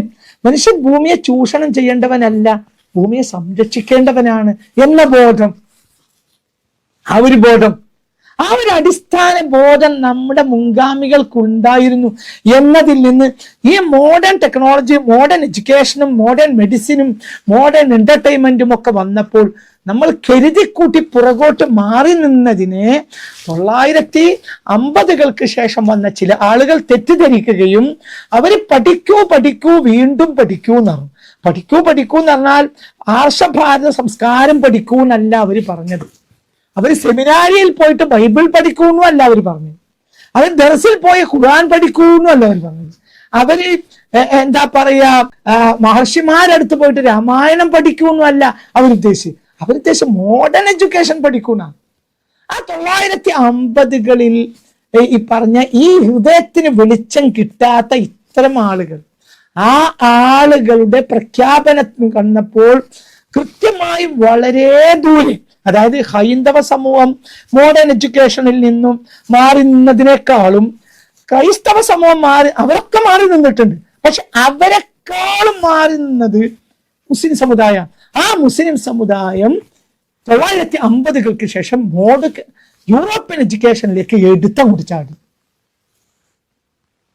അവർ എന്ത് പറഞ്ഞു? നമ്മൾ ആധുനികതയിൽ പുറന്തള്ളപ്പെട്ടതല്ലേ, നമ്മൾ പുറകോട്ട് മാറി നിന്നതാണ്. അത് മനസ്സിലാക്കാൻ കഴിഞ്ഞില്ല. നമ്മൾ അത്തരം പ്രഭാഷകരും രീതികളും അതാണ് നമ്മുടെ ഉദാനതയുടെ ആണിക്കല്ലും എന്ന് തെറ്റിദ്ധരിച്ച ഈ CH പോലെയുള്ള ആളുകളും അത്തരം പ്രഭാഷണങ്ങളും രീതികളും ഇടക്കാലത്ത് വന്നില്ലായിരുന്നുവെങ്കിൽ കുറച്ച് മെല്ലെപ്പോക്കെങ്കിലും നമുക്കുണ്ടായിരുന്നു. കാലത്തിനനുസരിച്ചൊക്കെയുള്ള ചില വ്യത്യാസങ്ങളൊക്കെ ഉണ്ടെങ്കിലും മെല്ലെപ്പോക്കെങ്കിലും നമുക്കുണ്ടായിരുന്നു. അപ്പോഴും ഒരളവോളം ധാർമ്മികതയും മനുഷ്യത്വവും മതവും ധർമ്മവും നീതിയും നിലനിർത്താൻ നമുക്ക് കഴിഞ്ഞിരുന്നു. ഇതിനേക്കാൾ നമുക്ക് മനുഷ്യരെ തിരിച്ചറിയാൻ കഴിഞ്ഞിരുന്നു. പക്ഷെ അതുണ്ടായില്ല. അവരെന്താ വിചാരിച്ചത്? നമ്മൾ പുറകോട്ട് തള്ളപ്പെട്ടു എന്ന് തെറ്റിദ്ധരിച്ചിട്ട് നമ്മൾ മുന്നോട്ടെടുത്ത് ചാടി. നമ്മൾ പുറകോട്ട് തള്ളപ്പെട്ടതല്ല, കരുതിക്കൂട്ടി. യൂറോപ്യനൈസേഷൻ എന്ന് കരുതിക്കൂട്ടി, മോഡേൺ സിവിലൈസേഷനിൽ നിന്ന് കരുതിക്കൂട്ടി പുറകിൽ മാറി നിന്നതാണ്. അതായത് ഒരു തീവണ്ടിയുടെ അവസാനത്തെ ബോഗിയിൽ ഇരിക്കുക എന്ന ഒരു ലോകം മൊത്തം ഒരു തീവണ്ടിയാണെങ്കിൽ നമ്മൾ മുസ്ലിങ്ങൾ, പ്രത്യേകിച്ച് മുസ്ലിങ്ങളും അതേപോലെയുള്ള ഹൈന്ദവ, ക്രൈസ്തവ, ഓർത്തഡോക്സ് കുടുംബങ്ങളും ഒക്കെ എന്തിനു നമ്മളൊക്കെ എന്തായിരുന്നു ഉണ്ടായിരുന്നത്? ഈ 950-കളിലെ പുതിയ ഒരു രീതി വരുന്നത് വരെയും നമ്മൾ ലോകം എന്ന തീവണ്ടിയിലെ അവസാനത്തെ കമ്പാർട്ട്മെന്റിലായിരുന്നു ഉണ്ടായിരുന്നത്. അപ്പൊ പലപ്പോഴും പല ഉൽപ്പന്നങ്ങളിൽ ഈ അവസാന കമ്പാർട്ട്മെന്റിൽ എത്തൂല. അപ്പൊ അത്രയും നമ്മൾ മോഡേൺ വൽക്കരിക്കപ്പെടൂല. അവർ നന്മയും നമ്മൾ തമ്മിൽ കണ്ടും കൊടുത്തും നന്മയൊക്കെ ഉണ്ടായിരുന്നു. അതിനുശേഷം ഇത്തരം ആളുകൾ, ഈ ഹൃദയത്തിന് വെളിച്ചമില്ലാത്ത വ്യക്തികൾ, ഹൃദയത്തിന് വേണ്ടത്ര വെളിച്ചം കിട്ടാത്ത വ്യക്തികൾ, അതായത് ഞാൻ മനസ്സിലാക്കിയിടത്തോളം ആ ഒരു തലത്തിലാണ് ഗാന്ധിജിയെ നമ്മൾ കാണേണ്ടത്. ഗാന്ധിജി ആദ്യകാലത്ത് യൂറോപ്യൻ എഡ്യൂക്കേഷനിലേക്ക് എടുത്തു ചാടിയ വ്യക്തി ആയിരുന്നെങ്കിലും പിൽക്കാലത്ത് യൂറോപ്പിന്റെ ചതിയെ മനസ്സിലാക്കിയിട്ട് എല്ലാം നിരാകരിച്ച വ്യക്തിയാണ് ഗാന്ധിജി. അത് സൂഫി മനസ്സിന്റെ ഉൽപ്പന്നമാണ്. ആ സൂഫി മനസ്സിന്റെ ഒരു ഹൈന്ദവതയാണ് സത്യത്തിൽ ഗാന്ധിജിയിൽ നമ്മൾ കണ്ടത്. അങ്ങനെ തന്നെ എല്ലാ സൂഫികളും, എല്ലാ മുൻഗാമികളും അവരുടെ രീതികളൊക്കെ അങ്ങനെയായിരുന്നു. അപ്പൊ അവരെ നിരാകരിച്ചു, പുറകോട്ട് മാറി നിന്നതിനെ പുറം തള്ളപ്പെട്ടു എന്ന് തെറ്റിദ്ധരിച്ചു. അപ്പോൾ നമ്മളെ ജനതക്ക് ഇവര് ഈ മോഡേൺ എഡ്യൂക്കേഷനിലേക്ക്, യൂറോപ്യൻ എഡ്യൂക്കേഷനിലേക്ക് എടുത്തു ചാടാൻ ഈ CH പോലെയുള്ള ആളുകൾ, CH ഒരു ഉദാഹരണം, ആ ആളുകൾ നമ്മുടെ തലമുറയെ നിർബന്ധിച്ചു. അപ്പോൾ നമ്മൾ ആ പുറകിലെ കമ്പാർട്ട്മെന്റിൽ നിന്ന് പരമാവധി നമ്മൾ മുന്നിലെ കമ്പാർട്ട്മെന്റിലേക്ക് ഓടി. ആ മുന്നിലെ കമ്പാർട്ട്മെന്റിലേക്ക് ഓടിയപ്പോൾ എന്താ സംഭവിച്ചത്? നമ്മൾ ആരെക്കാളും യൂറോപ്യനൈസേഷന് വിധേയരായി. അപ്പൊ നമുക്ക് എന്തുണ്ടായി? നമുക്ക് ഉണ്ടായതൊക്കെ നഷ്ടപ്പെട്ടു. യൂറോപ്പിൽ ഉണ്ടായതൊക്കെ നമുക്കുണ്ടായി. ഏഷ്യയിലും ധാർമ്മിക രാജ്യങ്ങളായ ഇന്ത്യയെ പോലെ, അറേബ്യയെ പോലെയൊക്കെയുള്ള ധാർമ്മിക സംസ്കാരവും മതവും ധർമ്മവും ദൈവദൂതന്മാരും ഒക്കെ ഉണ്ടായിരുന്ന മണ്ണിലുണ്ടായിരുന്ന മുഴുവനും നമുക്ക് നഷ്ടപ്പെട്ടു. പൈശാചികത, മനുഷ്യനെ തിരിച്ചറിയായ്മ, ക്രൂരത, ചോര, ആരെക്കൊന്നും നേടുക, ഇത് യൂറോപ്യൻ മനസ്സാണ്. അതിലേക്ക് നമ്മൾ എത്തി. അപ്പോൾ യഥാർത്ഥത്തിൽ തിരിച്ചറിവ് നഷ്ടപ്പെട്ടു പോയ ഒരു ഇടക്കാലത്തിന്റെ ഉൽപ്പന്നമാണ് ഇന്ന് നടക്കുന്ന കാര്യങ്ങൾ എന്നാണ് നാം മനസ്സിലാക്കിയത്. യൂറോപ്യൻ മോഡേൺ സിവിലൈസേഷൻ എന്ന് പറയുന്നത്, അല്ലെങ്കിൽ യൂറോപ്യൻ എഡ്യൂക്കേഷൻ എന്ന് പറയുന്നത്, യൂറോപ്യൻ ടെക്നോളജി, യൂറോപ്യൻ രീതികൾ, ഇതെല്ലാം കേവലം ഭൗതികമായ വിജയത്തിൽ മാത്രം അധിഷ്ഠിതമാണ്. അതെന്ത് ക്രൂരത ചെയ്തും ഭൗതികമായ വിജയം നേടിയെടുക്കും. അങ്ങനെയാണ് അവരുടെ നൂറ്റാണ്ടുകൾ, അവരുടെ സഹസ്രാബ്ദങ്ങളെ ചരിത്രം അങ്ങനെയാണ്. അതേസമയത്ത് പൗരസ്ത്യ രീതികൾ അങ്ങനെയല്ല. പൗരസ്ത്യ രീതിയെ സംബന്ധിച്ചിടത്തോളം എങ്ങനെയും തനിക്ക് നേടണം എന്ന ചിന്ത പൗരസ്ത്യൻ ചിന്തയല്ല. പൗരസ്ത്യൻ ചിന്ത, പാശ്ചാത്യ ചിന്ത, യൂറോപ്യൻ ചിന്ത പൂർണ്ണമായി ഭൗതിക വിജയമാണ് അവലംബിച്ചതാണെങ്കിൽ, മനുഷ്യത്വത്തിലും ധർമ്മത്തിലും നീതിയിലും മാത്രം അവലംബിച്ചു നിലനിന്നതാണ് പൗരസ്ത്യ രീതികൾ. അത് ഇസ്ലാം ആണെങ്കിലും ഹൈന്ദവതയാണെങ്കിലും എന്താ പറയുക ഓർത്തഡോക്സ് ക്രിസ്ത്യാനിറ്റി ആണെങ്കിലും എല്ലാം അതിന്റെ അടിസ്ഥാനം എന്ന് പറഞ്ഞാൽ മനുഷ്യത്വം, നന്മ, മറ്റൊരാൾക്ക് വേണ്ടി ദയ കാണിക്കുക, സ്നേഹം, സഹകരണം, ഇതൊക്കെ ഇത് തമ്മിലുള്ള അന്തരം. അപ്പൊ പിന്നീട് എന്താ ഉണ്ടായത്? നമ്മൾ മോഡേൺ എഡ്യൂക്കേഷനിലേക്കും മോഡേൺ സിവിലൈസേഷനിലേക്കും യൂറോപ്യനൈസേഷനിലേക്കും എടുത്തു ചാടിയപ്പോൾ നമ്മളെല്ലാം അവരായി. അവരും അവരാണ്, ഇപ്പൊ നമ്മളും അവരാണ്. അപ്പൊ അത് ഒരു റൈസ് ഓഫ് വെസ്റ്റേൺ സിവിലൈസേഷൻ എന്ന് പറഞ്ഞാൽ അത് ഇന്ന് വന്നു. പടിഞ്ഞാറൻ നാഗരികതയുടെ ഒരു ഉദയം. ഇസ്ലാമിക സംജ്ഞയിലൊക്കെ പല സ്ഥലങ്ങളിലും ലോകാവസാനത്തോടനുബന്ധിച്ച് പടിഞ്ഞാറൻ ഉദയം ഉണ്ടാവും എന്ന് പറയുന്നത് അതിന്റെ ഒരു സ്പിരിച്വൽ ലാംഗ്വേജ് ആണ് ഞാൻ ഈ പറയുന്നത്. അപ്പൊ നമ്മളെല്ലാവരും ഇപ്പൊ ഉദാഹരണം പറയാ, എല്ലാം നമ്മളെ പഴയ കാലത്തെ ഒരു രീതി എന്താ? ഒരു ഉദാഹരണം പറയും, മനുഷ്യന് ഒഴിവാക്കാൻ കഴിയാത്ത ഒരു വ്യക്തിയാണല്ലോ സത്യത്തിൽ ചികിത്സാരി. പഴയ കാലത്ത് നമ്മളെ ചികിത്സാരികളുടെയൊക്കെ അവസ്ഥ എന്താ? പഴയ കാലത്ത് നമ്മുടെ ചികിത്സാരികളുടെ അവസ്ഥ എന്തെന്നാൽ ദൈവദത്തമായി തനിക്ക് ലഭിച്ച ഗുരുഭൂതന്മാരിൽ നിന്ന് ദൈവദത്തമായി തനിക്ക് ലഭിച്ച വളരെ ഗുരുത്വത്തോടു കൂടി താൻ കൈകാര്യം ചെയ്യുന്ന കാര്യം, അതേത് തരം ചികിത്സയാണെങ്കിലും അത് ചെയ്തിരുന്ന മുൻഗാമികളെ സംബന്ധിച്ചത് മനുഷ്യന് ഉപകാരം ചെയ്യുക എന്നേ ഉള്ളൂ. പറഞ്ഞ് പണം വാങ്ങൂല, ഒന്നും സ്വീകരിക്കൂല, ഒരു പൈസ പറ്റൂല. എന്തുകൊണ്ട്? ഞാനതിന് പണം പറഞ്ഞ അല്ലെങ്കിൽ പണം വാങ്ങിച്ചാൽ ഈ ദൈവികമായ സിദ്ധി, ഒരാളെ ചികിത്സിക്കുക എന്ന ദൈവികമായ ഗുരുഭൂതന്മാരിൽ തനിക്ക് ലഭിച്ച ദൈവിക സിദ്ധിയായിട്ട് തന്നെ ഒരു അടിസ്ഥാനവാദം തന്നെയാണ്. എന്തുകൊണ്ട്? രോഗങ്ങൾ വന്നപ്പോൾ എന്താണ് ചികിത്സ എന്നത് സത്യത്തിൽ മതം വന്നതുപോലെയാണ് മനുഷ്യർക്ക് ചികിത്സകൾ വന്നത്. ഇപ്പൊ ചരകസൂത്രം എന്നൊക്കെ പറയുമ്പോൾ ചരകസൂത്രത്തിൽ ചരക മഹർഷി പറയുന്ന വാക്കുകൾ ചെടി എന്നോട് പറഞ്ഞോണ. അതായത് ഞാൻ ഇന്നാലിന്ന ചികിത്സക്ക് എന്നെ ഉപയോഗപ്പെടുത്താൻ എന്നിൽ ഇന്നാലിന്ന ഔഷധങ്ങളെല്ലാം ഉണ്ടെന്ന് ചെടികൾ എന്നോട് സംസാരിച്ചു എന്ന് പറയുന്ന ചരക മഹർഷി സത്യത്തിൽ ദൈവികമായൊരു വാക്കാണത്. അപ്പൊ ചികിത്സകളെല്ലാം ദൈവികമായി ദൈവദത്തമായി ഗുരുഭൂതന്മാരിൽ കിട്ടിയത്. ഒരു പണം പറഞ്ഞ് അത് ചെയ്തു കൊടുത്താൽ തൻ്റെ സിദ്ധിയും ദൈവികമായ ഈ സിദ്ധിയും ദൈവത്തിന്റെ ഇഷ്ടവും തനിക്ക് നഷ്ടപ്പെട്ടു പോകും. പിന്നെ ആർക്കും താൻ ചികിത്സിച്ചാൽ പോലും ഭേദപ്പെടാത്തൊരവസ്ഥ വരും എന്നൊരു വിശ്വാസം. അതൊരു നന്മയല്ലേ? എത്ര വലിയ നന്മയാണത്. അപ്പൊ ഒരാഴ്ച ഈ രോഗം ഭേദമായാൽ അവർക്ക് വാഴക്കൊല കൊടുക്കും, അവർക്ക് അരി കൊടുക്കും. അങ്ങനെ ആ ചികിത്സയുടെ കുടുംബം അങ്ങനെ പുലർന്നു പോകും. അവർക്ക് പാലില്ലെങ്കിൽ അവർക്ക് ഒരു രോഗം ഭേദപ്പെട്ടാൽ ഒന്നിലധികം പശുക്കളുള്ള ഒരു കുടുംബത്തിന് ഒരു പശുവിനെ ചികിത്സയുടെ കുടുംബത്തിൽ കൊണ്ടുപോയി കൊടുക്കും. അപ്പൊ അവർക്ക് കൊല്ലങ്ങളോളം പാല് കുടിക്കാൻ പറ്റും. അങ്ങനെയൊക്കെയുള്ള ഉപകാരങ്ങൾ കൊണ്ട് ഉപകാരങ്ങൾ, അല്ലാതെ ഒന്നുമില്ല. അതേ സമയത്ത് മോഡേൺ സിവിലൈസേഷനിലൂടെ മോഡേൺ മെഡിസിനും മോഡേൺ രീതികളും വന്നപ്പോ എന്താ ഉണ്ടായത്? നമ്മളെ നാട്ടിലെ ഇന്ന് ചെറിയ ക്ലിനിക്കുകൾ മുതൽ മൾട്ടിനാഷണൽ എന്താ പറയാ ഹോസ്പിറ്റലുകൾ വരെ ഇന്ന അവസ്ഥ എന്താ? ആ ചികിത്സാ സംവിധാനങ്ങളെല്ലാം ഇന്നത് അറവുശാലകളല്ലേ? ഇപ്പൊ മോഡേൺ മെഡിസിൻ കയറി വന്നതുകൊണ്ട് അറവുശാലകളല്ലേ? എങ്ങനെയൊക്കെ ലാഭം എന്നാ പറയാ. ഒരു ആശുപത്രിയുടെ ഒരു MD എന്നോട് ഒരു ആശുപത്രി MD സംസാരം മധ്യേ എന്നോട് പറഞ്ഞത് അവിടെ തീരെ കച്ചവടം നടക്കുന്നില്ലാണ്. ഞാൻ എൻ്റെ ജീവിതത്തിൽ കേട്ട അത്ഭുതകരമായൊരു വാക്കാണ്. ഒരു ആശുപത്രിയുടെ കേരളത്തിലെ ഒരു ആശുപത്രിയിലെ MD എന്നോട് പറയാണ്, നമുക്ക് ചില ആശുപത്രിയിൽ അവിടെ കച്ചവടം ഉണ്ട്, ഇവിടെ നമുക്ക് ബിസിനസ് വേണ്ടത്താണ്. എന്താണ് ബിസിനസ്? എന്താ ഇയാളെ ബിസിനസ്? ആശുപത്രി. അപ്പൊ ആശുപത്രി എന്ന് പറഞ്ഞാൽ അതൊരു ലാഭത്തിന്റെ പർപ്പസാണ്. ആർക്ക്? അത് മോഡേൺ സിവിലൈസേഷൻ കൊണ്ടുവന്നതാണ്. അത് യൂറോപ്യൻ സിവിലൈസേഷൻ കൊണ്ടുവന്നതാണ്. അത് യൂറോപ്യൻ മെഡിസിന്റെ മനസ്സ് യൂറോപ്യൻ മെഡിസിനിലൂടെയും യൂറോപ്യൻ സിവിലൈസേഷനിലൂടെയും മോഡേൺ സിവിലൈസേഷനിലൂടെയും നമ്മളെ നാട്ടിൽ കയറി വന്ന രീതിയാണിത്. അതിൽ മനുഷ്യത്തല്ല. അവരെ കൊന്നും അവര് എന്താ പറയാ, വെന്റിലേറ്ററിൽ കിടക്കുന്ന രോഗി മരിച്ചിട്ടോടെ കിടത്തും, ICUയിൽ കിടത്തും. അവർക്ക് വേണ്ട ലാഭമാണ്, അവർക്ക് വേണ്ട പണാണ്. എങ്ങനെ ഇത് വന്നത്? അതായത് സമ്പൂർണ്ണ മനുഷ്യത്വത്തിൽ നിന്ന് എല്ലാ ജാതി മതസ്ഥരും എല്ലാ ജാതിയിൽപ്പെട്ടവരും എല്ലാ ജാതികളെയും ഒരു സ്വന്തത്തെ പോലെ ചികിത്സിച്ച് ഒന്നും സ്വീകരിക്കാതെ വിട്ടിരുന്ന ഒരു കാലത്തിൽ നിന്ന് ചെറിയ ക്ലിനിക്കുകൾ വരെ വലിയ വലിയ വലിയ വലിയ വലിയ സംവിധാനങ്ങളുള്ള ആശുപത്രികൾ വരെ, മൾട്ടി ലെവലിലുള്ള വലിയ വലിയ ആശുപത്രികൾ വരെ അറവുശാലകൾ ആയത് എന്തുകൊണ്ടാണ്? അത് മോഡേൺ എഡ്യൂക്കേഷൻ ഉൽപ്പന്നമാണ്. അതുകൊണ്ടാണ് ഈ മോഡേൺ എഡ്യൂക്കേഷൻ. ഇത് യൂറോപ്യൻ എഡ്യൂക്കേഷൻ ഉൽപ്പന്നമാണ്.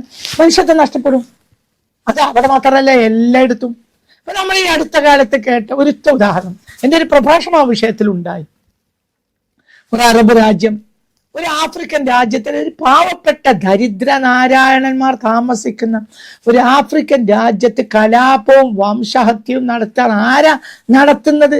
ഒരു മുസ്ലിങ്ങൾ ബഹുഭൂരിപക്ഷമുള്ള ഒരു അറബ് രാജ്യം. എന്താ അതിന്റെ പിന്നിലുള്ളത്? ലാഭം നേടിയെടുക്കൽ. ലക്ഷക്കണക്കായ സാധുക്കളായ മനുഷ്യരെ കൊല വിളിച്ചിട്ട് ലാഭം ഉണ്ടാക്കണം ഒരു മുസ്ലിം രാഷ്ട്രം. ഈ രാജ്യമാകട്ടെ ഇന്ന് ലോകത്ത് ഏറ്റവും കൂടുതൽ യൂറോപ്യൻ വൽക്കരിക്കപ്പെട്ട രാജ്യമാണ്.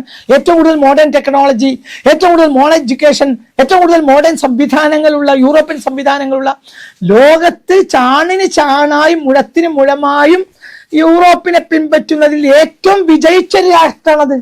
ആ രാഷ്ട്രത്തിന് ഇങ്ങനെ ചെയ്യാൻ കഴിഞ്ഞ എന്തുകൊണ്ടാണ്? യൂറോപ്പ് വൽക്കരിക്കപ്പെട്ടു. അപ്പൊ ലാഭം മാത്രമേ ഉള്ളൂ. എന്നാൽ ഒരു പണ്ഡിതൻ, ഉദാഹരണം സമൂഹത്തിൽ ഇത്തരം തിന്മകളെ പറയേണ്ടതായ പണ്ഡിതന്മാരില്ലേ, ആ പണ്ഡിതന്മാർക്ക് എന്താ? പെട്രോൾ ഡോളർ കൊണ്ട് ആവശ്യത്തിനധികം ലോകാവസാനം വരെ പണമുള്ള രാജ്യമാണ് രാജ്യം. ലോകാവസാനം വരെ നിലനിൽക്കാൻ മാത്രമേ പണം ഉണ്ടായിട്ടും ഈ രാജ്യം എന്തുകൊണ്ട് ചെയ്യുന്നു? ഒരു പണ്ഡിതൻ ഇതുവരെ പണ്ഡിതനെ എതിര് പറയുന്നത് നിങ്ങൾ കേട്ടു? എന്തുകൊണ്ട്? പണ്ഡിതന്മാർ മുഴുവൻ യൂറോപ്യൻ വൽക്കരിക്കപ്പെട്ടു. ഈ പണ്ഡിതന്മാരെ മനസ്സിൽ ആക്ട് ചെയ്യുന്നത്, പണ്ഡിതന്മാരെ നാവിലും മനസ്സിലും ഹൃദയത്തിലും വെളിച്ചം നഷ്ടപ്പെട്ടു പോയി. അവരെത്ര വലിയ തലയെക്കെട്ട് കിട്ടിയാലും മനസ്സിൽ വെളിച്ചം കിട്ടുപോയി. മനുഷ്യത്വത്തിനെതിരെ ചെയ്യുന്നതിന് ഒരു വാക്കൊരു പണ്ഡിതൻ വേൾഡിൽ എവിടെയെങ്കിലും പറയുന്നത് നമ്മൾ കേട്ടില്ല. എന്തുകൊണ്ട്? വെളിച്ചം നഷ്ടപ്പെട്ടു. അവരെ മനസ്സിൽ യൂറോപ്പ് കയറി കൂടിപ്പോയി. അപ്പൊ നിങ്ങളൊരു കാര്യം പറയും, പലസ്തീനിൽ വർഷങ്ങളോളം വലിയ കിരാതമായ തേർവാഴ്ചയാണ് ഇസ്രായേൽ ചെയ്തത്. മനുഷ്യത്വം മരവിച്ചു പോകുന്ന ക്രൂരതകൾ ചെയ്തു. എന്നിട്ടോ ലോകരാജ്യങ്ങളിൽ എത്ര രാജ്യങ്ങൾ, എത്രത്തോളം എന്ന് പറഞ്ഞാൽ ദരിദ്രന്മാർ താമസിക്കുന്ന അറബ് രാജ്യങ്ങളിൽ വരെ അതിനെതിരെ മുറവിളി ഉണ്ടായി. അതേസമയത്ത് സമ്പന്ന മുസ്ലിം രാഷ്ട്രങ്ങൾ മിണ്ടിയതയില്ല. ആരാണ് അതിനെതിരെ മുറവിളി കൂട്ടിയത്?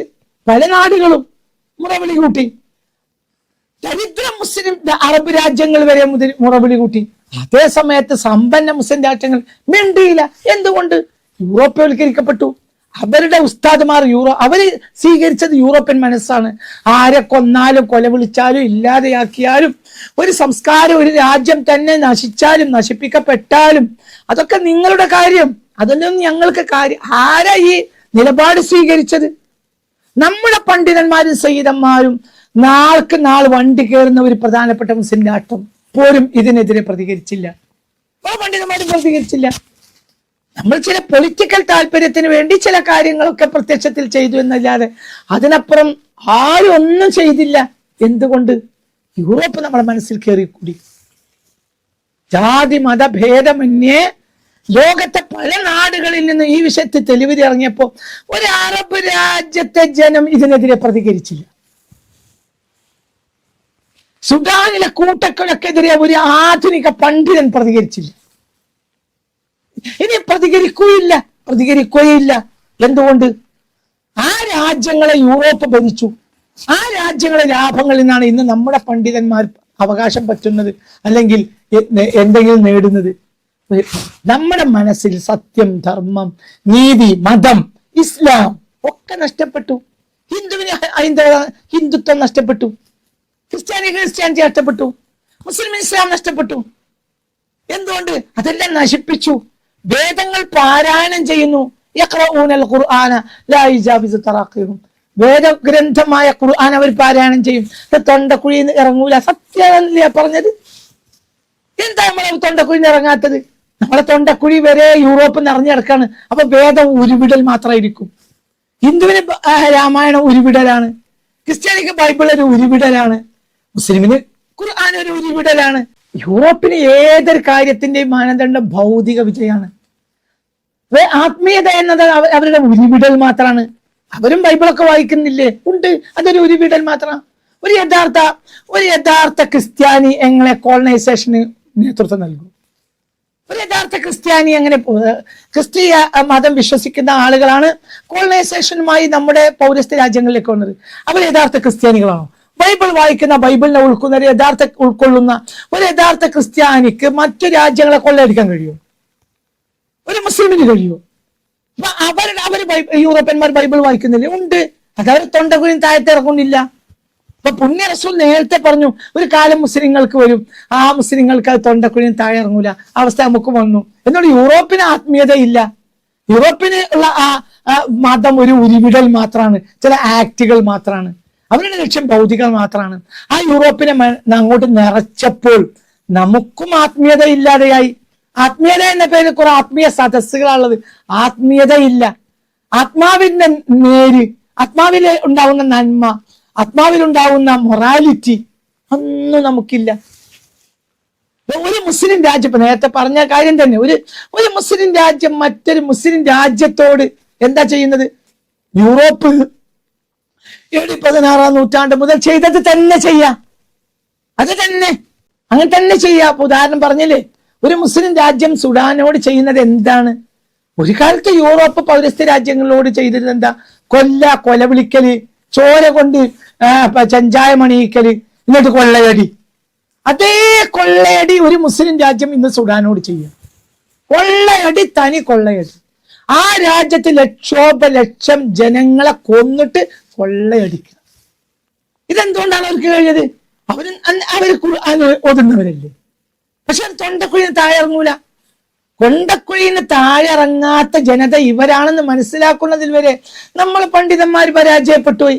തൊണ്ടക്കുഴിന് താഴെ ഇറങ്ങിയാൽ അവർക്ക് ഹൃദയമുണ്ട്, ആ ഹൃദയത്തിന് ഖുർആൻ എത്തൂല, വെളിച്ചം ഉണ്ടാവില്ല, നന്മ ഉണ്ടാവില്ല, നീതി, സത്യം, ധർമ്മം, സ്നേഹം, കരുണ, സമസൃഷ്ടി സ്നേഹം.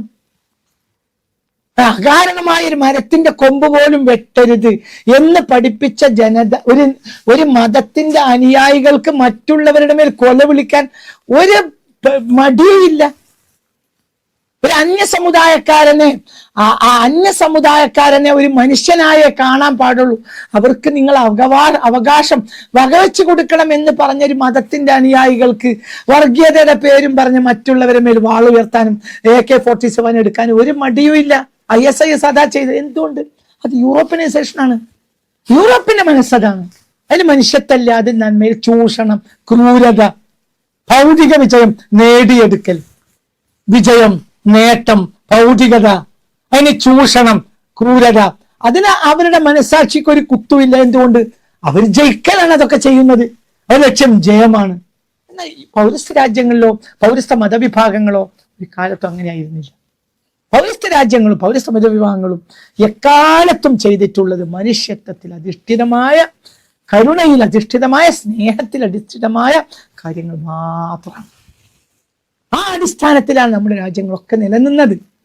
അപ്പൊ എന്താണ് ആ പറഞ്ഞത്? അവസാനം ഈ അവസാനത്തെ ഭോഗിന്ന് പല മതവിഭാഗങ്ങളും നേരത്തെ എണീറ്റ് പോയിട്ടും മുസ്ലിങ്ങൾ എന്ത് ചെയ്തു? ആ അവസാനത്തെ ലോകമാകുന്ന, യൂറോപ്യവൽക്കരിക്കപ്പെട്ട ലോകമാകുന്ന, ഓടിക്കൊണ്ടിരിക്കുന്ന തീവണ്ടിയില് അവസാനത്തെ കമ്പാർട്ട്മെന്റിലായിരുന്നു ഹിന്ദുവും ക്രിസ്ത്യാനിയും മുസ്ലിം ഒക്കെ ഇരുന്നത്. ഇടക്കാലത്ത് മെല്ലെ മെല്ലെ അവരും ഒക്കെ പോയി. എന്നാലും മുസ്ലിങ്ങൾ ആ കമ്പാർട്ട്മെന്റിൽ തന്നെ ഇരുന്നു. പക്ഷേ 950-കൾക്ക് ശേഷം എന്ത് വന്നു? വഹാബിയത്ത് ലോകമാകെ, അത് വഹാബിയത്ത് ഒരു യൂറോപ്യൻ ഉൽപ്പന്നമാണ്. അത് ലോകമാകെ അടിച്ചു വീശിയപ്പോൾ അത് നമ്മുടെ ചിന്തകരെയും പ്രഭാഷകരെയും എല്ലാം സ്വാധീനിച്ചു. മനുഷ്യത്തല്ലാത്ത വാക്കുകൾ പറയാൻ ഒരു മടിയും ഇല്ലാതെയായി. യൂറോപ്പിലേക്ക് നമ്മൾ എടുത്തു ചാടി, യൂറോപ്യൻ വിദ്യാഭ്യാസത്തിലേക്ക് എടുത്തു ചാടി. യൂറോപ്യൻ കരുണയില്ലായ്മയും യൂറോപ്യൻ നന്മയില്ലാതെയും, ഇതൊക്കെ കേവലം ഫോർമാലിറ്റീസ് കൊണ്ട് വോട്ടയടിച്ചു. യൂറോപ്യന്മാർക്ക് ഫോർമാലിറ്റീസ് മാത്രമുള്ളത്, ഹൃദയമില്ല. അതിലേക്ക് നമ്മൾ എടുത്തു ചാടി. അപ്പൊ നമ്മളും യൂറോപ്പും തമ്മിൽ ഇപ്പൊ ഒരു വ്യത്യാസവും ഇല്ലാതെയായി. അടിസ്ഥാനപരമായി മുസ്ലിം സമുദായം ആധുനികതയിൽ നിന്ന് പുറം തള്ളപ്പെട്ടവരല്ല, പുറകോട്ട് മാറി നിന്നവർ മാത്രമാണ്. ഇതാണ് ഈ പ്രഭാഷണത്തിന്റെ ആകത്തുക. നമ്മൾ ഒരിക്കലും പുറം തള്ളപ്പെട്ടവരല്ല, നമ്മൾ അവസാനം നിലകൊണ്ടവരാണ്. നമ്മളെല്ലാം അവസാനം സ്വീകരിച്ചു. പക്ഷേ പിൽക്കാലഘട്ടത്തിൽ കാര്യം ദർശിക്കാനാവാത്ത മനസ്സിന് വേണ്ടത്ര വെളിച്ചം കിട്ടാത്ത ചില ആളുകൾ നമ്മെ യൂറോപ്പിലേക്ക് എടുത്തു തള്ളി. ഇതിന്റെ ഫലമാണ് ഇന്ന് മതനിരാസവും ലിബറലിസവും, ഉന്നതമായ കുടുംബങ്ങളിൽ നിന്ന് വരെ ഉയർന്നു കേൾക്കുന്ന ലിബറലിസം. ഇതിന്റെ അടിസ്ഥാന കാരണം ഈ 950-കൾക്ക് ശേഷം വന്ന ചില വ്യക്തികളുടെ പ്രഭാഷണങ്ങളും അവരുടെ നവോത്ഥാനം എന്ന പേരിൽ അവർ ചെയ്തിട്ടുള്ള ചില പ്രവർത്തനങ്ങളും കാരണമായി നമ്മൾ യൂറോപ്യവൽക്കരിക്കപ്പെട്ടു എന്നത്. ഞങ്ങൾ വളരെ നല്ല ഈ വിഷയത്തിൽ ഒരു മുൻവിധിയോടുകൂടെ ചെയ്തതല്ല. ആരെയെങ്കിലും നിരാകരിക്കലോ ആരെങ്കിലും മോശപ്പെടുത്തലോ ഇതിലൊന്നും ലക്ഷ്യമില്ല. ഇതൊക്കെ വളരെ അടിസ്ഥാനപരമായ സത്യങ്ങളും മൂല്യങ്ങളെ മുൻനിർത്തിയ ചില വസ്തുതകൾ ബോധ്യപ്പെടുത്തണം എന്ന നിലക്ക് ചെയ്തതാണ്. ഇനി ഇതിനുകൂടി ചില ബാക്കി പത്രങ്ങൾ പറയാനുണ്ട്.